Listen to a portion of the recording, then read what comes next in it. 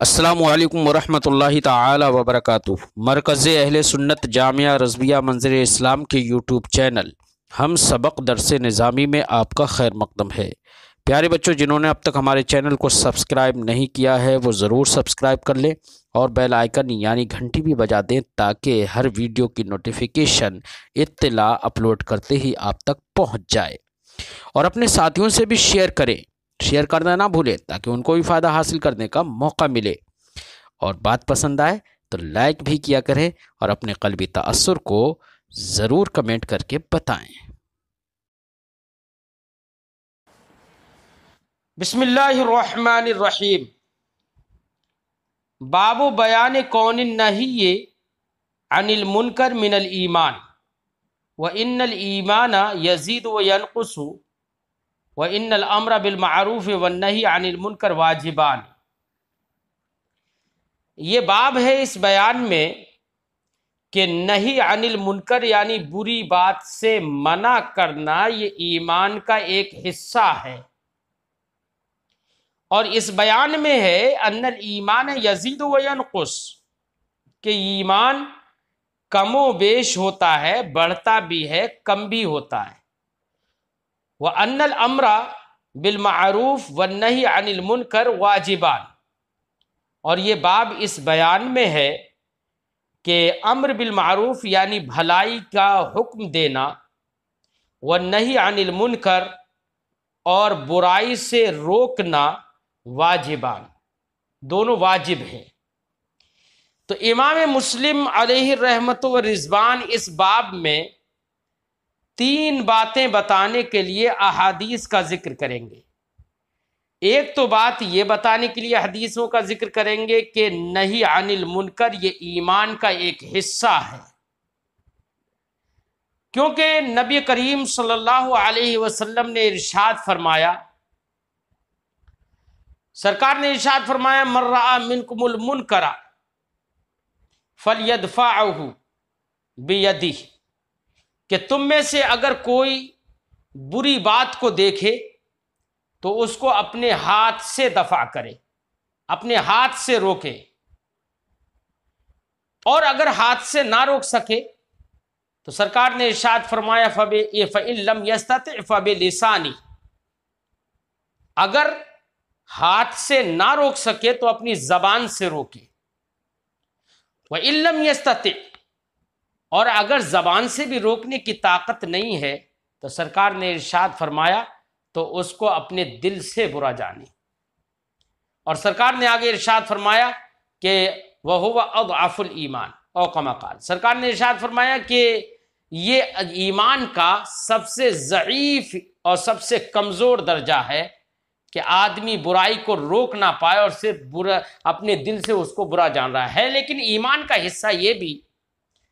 لہذا اگر کوئی آدمی دل سے بھی برا نہ جانے، برائی کو دیکھ رہا ہے اور دل سے بھی اس کو برا نہیں جان رہا ہے، تو اس کا مطلب یہ ہے کہ وہ برائی سے راضی ہے۔ اور سرکار نے ارشاد فرمایا کہ یہ جو ہے دل سے برا جاننا یہ اضعف الایمان ہے، ایمان کا سب سے ضعیف اور کمزور تر درجہ ہے۔ تو کم سے کم ایک مومن برائی کو دل سے تو برا جانے گا ہی، اگرچہ ہاتھ اور زبان سے نہ روک سکے۔ لیکن اگر کوئی شخص ایسا ہے کہ برائی کو دیکھ رہا ہے اور اس پر خوش ہو رہا ہے، دل سے بھی برا اسے نہیں جان رہا ہے، تو وہ شخص مومن نہیں ہو سکتا۔ کیوں؟ احکام شرعیہ کی اب وہ مخالفت اس سے لازم آ رہی ہے، یا کم سے کم رسول پاک صلی اللہ علیہ وسلم کے فرمان کی مخالفت لازم آ رہی ہے۔ لہذا ایک مومن ہونے کے لیے ضروری ہے کہ اگر برائی کو دیکھے تو سب سے پہلے اگر ہمارے اندر یہ طاقت ہے کہ ہم اپنے ہاتھوں سے اس برائی کو روک سکیں، برائی کرنے والے کو ہم مارنا چاہیں مار کے روک سکیں، ڈانٹنا چاہیں تو ڈانٹ کر روک سکیں، اور اس کی برائی اس کے ہاتھ سے ہم اس کی برائی کو دور کر سکیں۔ مثلا کوئی شراب پی رہا ہے لیکن ہمارے اندر اتنی طاقت ہے کہ ہم اس کی شراب کو پھینک کر اس کو روک سکتے ہیں، اپنے ہاتھ سے اس کو برائی سے روک سکتے ہیں تو ہمیں چاہیے کہ ہم اس کو برائی سے روکیں، اور اگر کوئی ایسا ہے کہ ہم اس کو ہاتھ نہیں لگا سکتے تو کم سے کم اپنی زبان سے اس کو ڈانٹ دے، زبان سے اس کو نصیحت کر دے، یہ بتا دے کہ یہ غلط ہے، یہ حرام ہے، یہ ناجائز ہے۔ اور اگر زبان سے بھی بتانے کے لائق نہیں ہے تو کم سے کم، یہ مثلا حالات ایسے ہوں کہ زبان سے اگر بولے گا تو خود اپنے اوپر مصیبت آ جائے گی، ہاتھ سے تو کہنا دور کی بات، زبان سے بولے گا تو وہ لوگ اس پر ظلم و زیادتی کے پہاڑ توڑیں گے۔ اگر یہ اندیشہ ہے تو ایسے وقت میں ہمارے فقہا نے فرمایا کہ اگر کوئی ظالم ہے، کسی سے ایذا رسانی کا اندیشہ ہے، تو ایسے وقت میں اس کو امر بالمعروف ترک کر دینا جائز ہے، کہ امر بالمعروف ایسی صورت میں نہ کرے اور اپنے دل سے اس کو برا جانے۔ تو یہ بات ایک جز اس باب کا ایک جز تو یہ ہے کہ امر بالمعروف کرے اور نہی عن المنکر کرے، برائیوں سے روکے، بھلائیوں کا حکم دے۔ اتأمرون الناس بالبر وتنسون انفسکم، قرآن نے ارشاد فرمایا کہ تم لوگوں کو بھلائی کا حکم دیتے ہو اور اپنے آپ کو بھول جاتے ہو، یعنی خود سے بھلے کام نہیں کرتے ہو۔ اس باب میں یہ بھی بات سمجھ میں آئے گی کہ جب ہم دوسروں کو بھلائی کا حکم دیں، دوسروں کو برائی سے روکیں، تو اپنے آپ کو بھی برائی سے پہلے روکیں اور اپنے آپ سے خود اچھے کام کریں، یہ بھی ضروری ہے۔ کیوں؟ اس لیے کہ اگر ایک مبلغ خود سے عامل نہ ہو، خود سے اپنے آپ سے اچھے کام نہیں کرتا ہے، برائیوں سے نہیں رکتا ہے، تو دوسرے لوگوں کو اگر برائیوں سے روکے گا تو دوسرے لوگوں کو برائیوں سے روکنے کی صورت میں اور بھلائیوں کا حکم دینے کی صورت میں دوسرے لوگوں پر اثر نہیں ہوگا۔ وہ لوگ کہیں گے کہ خود تو عمل کرتا نہیں ہے، اس لیے اس کا دوسرے لوگوں پر اثر نہیں ہوگا۔ اس لیے ضروری ہے ایک مبلغ کے لیے کہ وہ خود بھی اخلاق حسنہ سے آراستہ ہو، بھلائیوں پر عمل کرتا ہو اور برائیوں سے خود سے رکتا ہو، یہ بھی ضروری ہے۔ لیکن اب سوال یہ پیدا ہوتا ہے کہ کیا کوئی شخص ایسا ہو کہ جو برائیوں سے نہیں رکتا، بھلائیاں خود نہیں کرتا ہے، کیا دوسرے کو امر بالمعروف یا نہی عن المنکر کرنا اس شخص کے لیے جائز ہے یا نہیں ہے؟ یہ سوال کھڑا ہوتا ہے۔ تو اس کے تعلق سے ہمارے علماء نے فرمایا، علامہ نووی علیہ رحمت و رضوان نے شرح مسلم میں اسی میں ذکر کیا ایک جگہ پر، فرمایا کہ اگر کوئی شخص خود سے عمل نہیں کرتا ہے اور خود سے بھلائیوں کو بروئے کار نہیں لاتا ہے، تو ایسا شخص اگر دوسرے کو امر بالمعروف یا نہی عن المنکر کرے تو اس کا کرنا تو جائز ہے۔ جواز کے لیے یہ ضروری نہیں ہے کہ آدمی خود سے بھی وہ کام کرے، کرنا جائز ہے ہاں، لیکن اس کا کرنے کا اثر تبھی ظاہر ہوگا جبکہ یہ خود بھی عامل ہو، دوسرے لوگ اس کی بات کو قبول نہیں کریں گے۔ کیوں؟ اس لیے کہ جب یہ خود سے عامل نہیں ہوگا، دوسروں کو عمل کرنے کی تاکید کرے گا تو لوگ سوچیں گے کہ یہ تو خود سے عمل نہیں کرتا ہے، ہمیں بتانے آیا ہے۔ ہمارے بزرگوں نے فرمایا الکلمۃ اذا خرجت من القلب دخلت فی القلب واذا خرجت من اللسان لم تتجاوز الاذان۔ بزرگوں نے فرمایا کہ جب کوئی بات دل سے نکلتی ہے تو دل میں اثر کرتی ہے، اور اگر کوئی بات دل سے نہیں نکلے، صرف زبان سے نکلے، تو وہ ہمارے مخاطب کے کانوں سے آگے نہیں بڑھتی ہے، یعنی اس کے دل پر اثر نہیں کرتی ہے۔ اس لیے یہ بہتر یہی ہے کہ آدمی جب دوسرے کو امر بالمعروف اور نہی عن المنکر کرے تو ایسی صورت میں وہ خود سے بھی اس پر عمل کرے۔ کیوں؟ اس لیے کہ اللہ رب العزت نے ارشاد فرمایا اتأمرون الناس بالبر وتنسون انفسکم، تم لوگوں کو تو بھلائی کا حکم دیتے ہو اور خود کو بھلائی سے روکے رہتے ہو، خود کو بھول جاتے ہو، خود سے عمل نہیں کرتے ہو۔ تو ایسے لوگوں کو جو لوگ دوسروں کو حکم دیں اور خود نہ کریں، ایسے لوگوں کی اللہ رب العزت نے مذمت فرمائی۔ اور ایک جگہ ارشاد فرمایا لما تقولون ما لا تفعلون، تم وہ بات کیوں کہتے ہو جو خود سے نہیں کرتے۔ اس لیے ایک مبلغ کے لیے اخلاق حسنہ اور بھلائیوں پر عمل کرنے والا، برائیوں سے رکنے والا ہونا بھی ضروری ہے۔ یہ اس کے اخلاق سے ہے اور تاثیر کے لیے یہ ضروری ہے، ورنہ تو نفس جواز کے لیے، تبلیغ کرنے کے لیے اپنے آپ سے امر بالمعروف یعنی اپنے آپ سے بھلائی پر عمل کرنا، برائیوں سے رکنا، یہ کوئی ضروری اور واجبی امر نہیں ہے۔ لہذا وہ شخص جو کہ برائیوں سے خود نہیں رکتا ہے لیکن دوسرے کو برائی کرتے ہوئے دیکھتا ہے تو اس کو یہ اجازت ہے، جائز ہے کہ وہ دوسرے کو روکے برائی سے، جائز تو ہے لیکن بہتر یہ کہ خود بھی عمل کرے۔ ایک بات یہاں پر اور ذکر کر دوں کہ امر بالمعروف یا نہی عن المنکر کبھی کبھی واجب ہوتا ہے تو کبھی کبھی فرض کفایہ ہوتا ہے تو کبھی کبھی مستحب ہوتا ہے۔ مثال کے طور پر ہماری بستی میں بہت سارے لوگ ہیں اور سب ہمارے جیسے ہیں، سب لوگ امر بالمعروف اور نہی عن المنکر کرنے کی استطاعت رکھتے ہیں، تو ایسے وقت میں ان تمام میں سے ہر ایک فرد پر امر بالمعروف کرنا یہ فرض کفایہ ہے،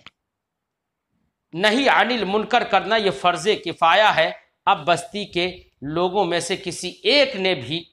امر بالمعروف کر دیا، نہی عن المنکر کر لیا تو تمام لوگ بری الذمہ ہو جاتے ہیں، اور اگر کسی نے بھی نہی عن المنکر یا امر بالمعروف نہیں کیا تو سب گنہگار ہوں گے۔ یہ تو فرض کفایہ والی صورت ہم نے بتا دی، اور ایک صورت یہ ہے کہ کہیں پر ہم اکیلے ہی ہیں، ہمارے سوا کوئی ہے ہی نہیں، یا کوئی ہے تو لیکن ایسا نہیں ہے جو امر بالمعروف کر سکے۔ مثلا ہم اپنی بستی میں اکیلے ہیں جو ہم احکام شرعیہ کو جانتے ہیں، اور کوئی دوسرا ہے ہی نہیں، یا ہے تو وہ احکام شرعیہ نہیں جانتا ہے، تو اب مجھ پر واجب ہے کہ میں اپنی بستی میں رہ کر لوگوں کو امر بالمعروف اور نہی عن المنکر کروں۔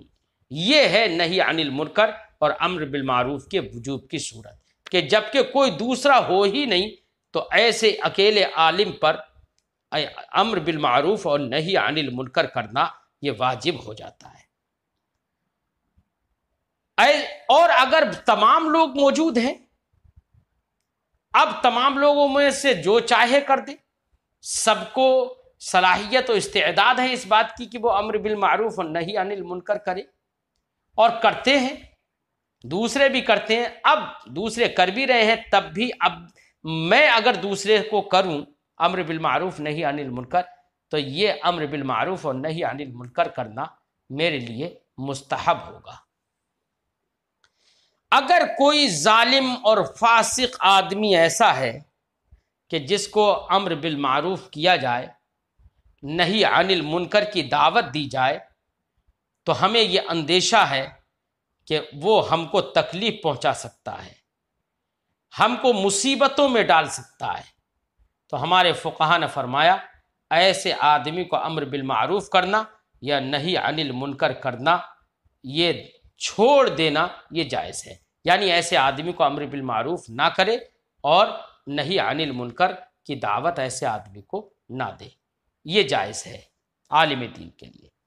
بہرحال آج کے حالات میں ہمارے یہاں پر اگر علماء چاہیں تو خانقاہی لوگوں کو ان کے امر بالمعروف کر سکتے ہیں، انہیں نہی عن المنکر کی دعوت دے سکتے ہیں، کیونکہ علماء کے سامنے اگر دیکھا جائے تو پوری قوم مسلم علماء کی مقتدی ہے اور علماء ان کے مقتدا ہیں۔ اگر علماء انصاف پرور پیدا ہو جائے، انصاف پرور ہوں، تو حقیقت مجھے یقین ہے کہ خانقاہوں کا جو آج نظام بگڑا ہوا ہے وہ نظام درست ہو جائے گا، اور جن پیروں کو اپنے جہالت کے باوجود بڑا غرور ہے، گھمنڈ ہے، ان کو اپنی اوقات سمجھ میں آ جائے گی۔ لیکن افسوس کی بات یہ ہے، ہم اپنے زمانے میں دیکھ رہے ہیں کہ علماء خود چاپلوس ہو گئے۔ اگر کوئی اہل ثروت ہے اور کوئی پیر زادہ ہے تو چاہے وہ جہالت کا پیکر ہو، چاہے وہ کتنے گھنونے کام کرتا ہو، چاہے تو وہ بھلائیوں سے بالکل دور ہو، برائیوں میں مبتلا ہو، لیکن ہمارے علماء اتنے چاپلوس، کچھ علماء اتنے چاپلوس ہو گئے ہیں کہ وہ ان کی برائیوں کو ہی ان کی نظروں میں اچھائیاں بتاتے ہیں، اور جو نہایت نمازوں سے دور ہے ایسے پیر کو بھی ولی ثابت کرتے ہیں۔ ہمارے علماء کی یہ کمی ہے۔ اللہ رب العزت علماء کو حق بولنے اور حق کہنے کی توفیق عطا فرمائے،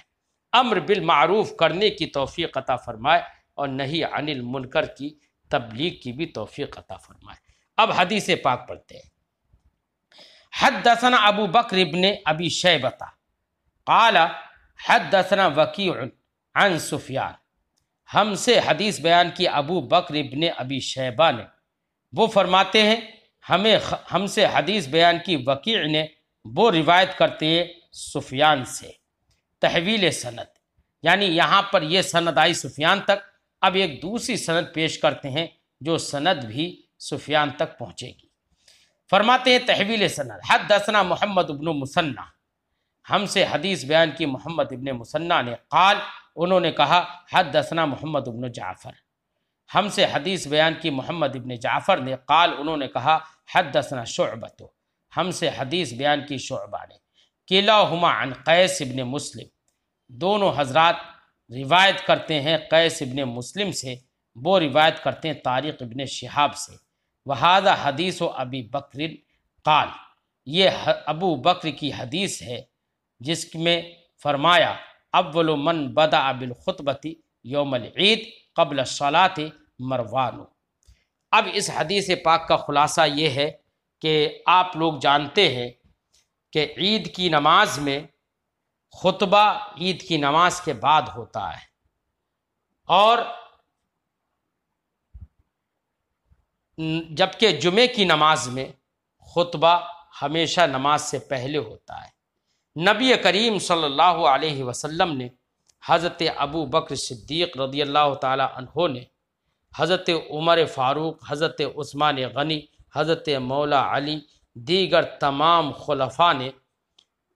ہمیشہ عید کی نمازوں میں خطبہ بعد میں پڑھا۔ تو جو خطبہ عید کی نمازوں میں بعد میں پڑھا جاتا ہے، تو مروان جو ایک خلیفہ گزرا ہے، ایک بادشاہ گزرا ہے بنی امیہ کا، اس مروان نے ایک مرتبہ عید کا خطبہ پہلے دے دیا، یعنی وہ عید کا خطبہ نماز پڑھنے سے پہلے اس نے خطبہ پڑھا۔ یہ معاملہ کیا ہوا کہ خطبہ اس نے پہلے پڑھا کیوں؟ اس کی وجہ یہ تھی کہ مروان ایک اچھا انسان نہیں تھا، اب حاکم وقت تھا، سلطان تھا، اس لیے لوگ اس کے سامنے دب جاتے تھے، لیکن اس کی حرکتوں سے اور اس کے اخلاق سے لوگ بیزار تھے۔ اس لیے جب وہ نماز پڑھا دیتا تھا عید کی اور اس کے بعد میں خطبہ پڑھتا تھا، تو لوگ رکتے نہیں تھے، اور اس کو نماز پڑھنے کے بعد لوگ اپنے اپنے گھروں پر چلے جاتے تھے، کیونکہ لوگ اس سے بیزار تھے۔ لیکن عید کی نماز تو پڑھنا تھی، یہ شریعت کا حکم ہے کہ عید کی نماز شاہ اسلام یا سلطان اسلام یا جو بھی بادشاہ ہو، اس کو حق ہے کہ وہ پڑھائے، تو عید کی نماز تو سب کو اس کے پیچھے پڑھنا تھی، لیکن عید کی نماز پڑھ کے وہ گھروں پر واپس چلے جاتے تھے۔ مروان نے دیکھا کہ لوگ چلے جاتے ہیں، تو مروان نے چاہا کہ عید کی نماز سے پہلے تو جا نہیں سکتے، اس لیے اس نے عید کی نماز سے پہلے ہی خطبہ پڑھ دیا۔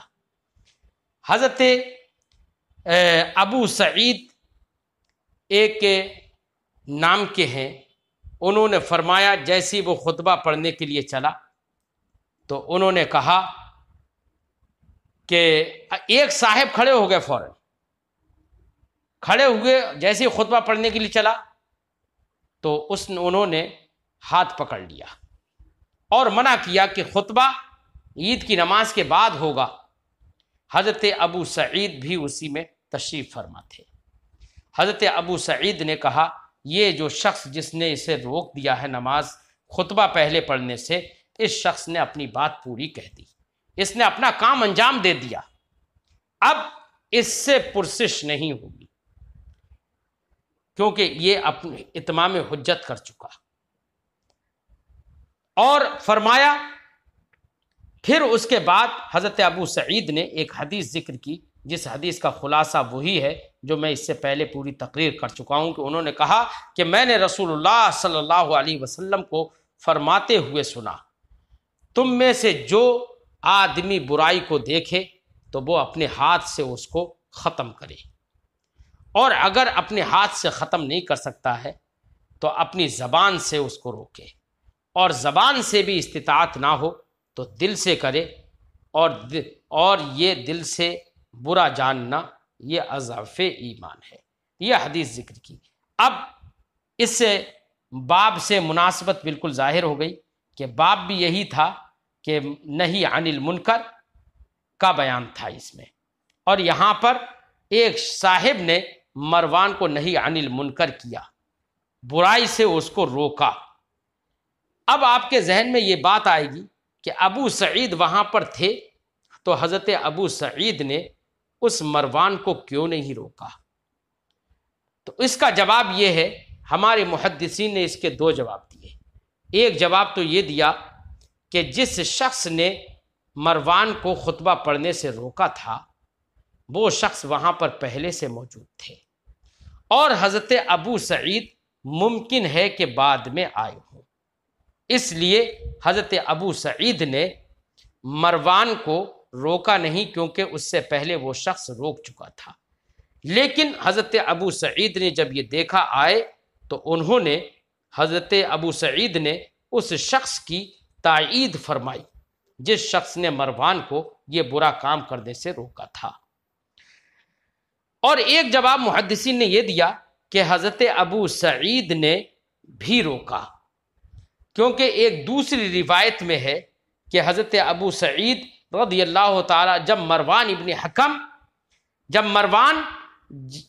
منبر پر خطبہ پڑھنے کے لیے عید کی نماز سے پہلے جانے لگا تو ایک روایت میں ہے کہ ابو سعید نے اس کو ہاتھ پکڑ کر روک دیا،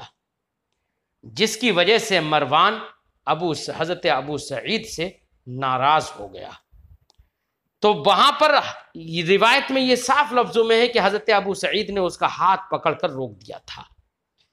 لہذا یہاں پر حضرت ابو سعید نے اس شخص کی تائید فرمائی۔ اب دیکھتے ہیں حدیث پاک پڑھتے ہیں۔ قال، حضرت یہاں پر وہذا حدیث ابی بکر، حضرت یہ ابو بکر کی حدیث ہے جس میں انہوں نے کہا اول من بدأ بالخطبۃ یوم العید قبل الصلاۃ، کہ سب سے پہلا وہ شخص جس نے خطبے کا آغاز کیا یوم العید، عید کے دن، قبل الصلاۃ، نماز سے پہلے، مروان ہو۔ یہ من بدأ بالخطبۃ یوم العید قبل الصلاۃ، یہ پورا جملہ ملا کر من موصولہ کا صلہ ہے، اور من موصولہ اپنے صلہ سے مل کر مبتدا ہے، اور مروان اس کی خبر ہے۔ وہ من موصولہ اپنے صلہ سے مل کر اولو کا مضاف الیہ ہے، اور اولو مضاف اپنے مضاف الیہ سے مل کر مبتدا ہے، اور مروان اس کی خبر ہے۔ معنی یہ ہوگا عید کے دن نماز سے پہلے خطبے کا آغاز کرنے والا سب سے پہلا شخص مروان ہے۔ فقام الیہ رجل، تو مروان جیسے خطبہ پڑھنے چلا تو اس کی طرف ایک صاحب کھڑے ہو گئے۔ فقال، تو ان صاحب نے کہا الصلاۃ قبل الخطبہ، عید کی نماز خطبے سے پہلے ہے۔ فقال قد ترک، تو مروان بولا کہ عید کی نماز خطبے سے پہلے ہے، یہ حکم منسوخ ہو چکا ہے، یہ ختم ہو چکا ہے اب۔ وقد ترک ما ہنالک، جو سرکار کے زمانے میں حکم تھا وہ حکم اب متروک ہو چکا ہے، یہ اس نے کہا۔ فقال ابو سعید، تو حضرت ابو سعید نے کہا اما ھذا فقد قضى ما علیہ، رہا یہ شخص جس نے مروان کو روکا ہے، اس شخص نے اپنی ذمہ داری پوری نبھائی ہے، اس نے اپنا وہ پورا کر دیا جو اس کے اوپر حق عائد تھا۔ سمعت رسول اللہ صلی اللہ علیہ وسلم یقول، میں نے رسول اللہ صلی اللہ علیہ وسلم کو فرماتے ہوئے سنا، من رآ منکم منکرا، تم میں سے کوئی برائی کو دیکھے، فلیغیرہ بیدہ، تو چاہیے کہ وہ اپنے ہاتھ سے اس کو روکے، بدلے۔ فإن لم یستطع، تو اگر کوئی اپنے ہاتھ سے روکنے کی استطاعت نہیں رکھتا ہے، فبلسانہ، تو اپنی زبان سے روکے، وإن لم یستطع فبقلبہ، اور اگر اپنی زبان سے روکنے کی بھی استطاعت نہیں رکھتا ہے تو اپنے دل سے روکے، دل سے روکا نہیں جائے گا، دل سے برا سمجھا جائے گا۔ اور فرماتے ہیں سرکار وذالک اضعف الایمان، یہ ایمان کا ادنا درجہ ہے۔ کیا ہے؟ ایمان کا ادنا درجہ ہے۔ حدثنا ابو قریب محمد بن العلا،